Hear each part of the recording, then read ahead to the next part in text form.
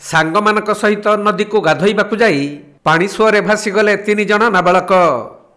तेबे 2 जण नाबालकंकु मृत अवस्था उद्धार करा जायथिबा बेले अन्य जणे एबे भी निखोज रहिछंती।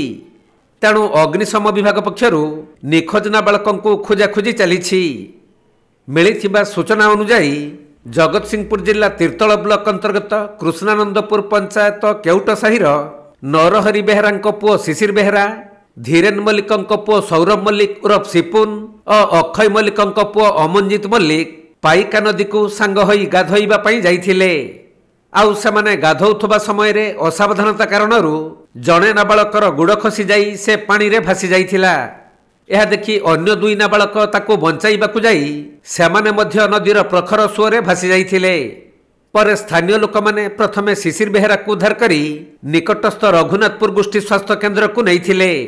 हेले सेठारे डाक्तर शिशिर को मृत घोषणा करिबा परे सौरभ मल्लिकंकु पानीरू मृत अवस्था रे उद्धार करा जाइथिला।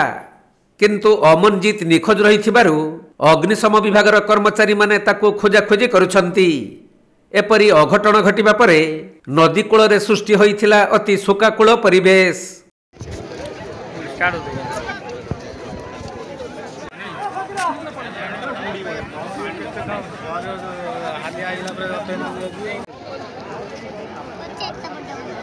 जगतसिंहपुर जिल्लारू वैष्णव रावळंक रिपोर्ट, कोणार्क लाइव।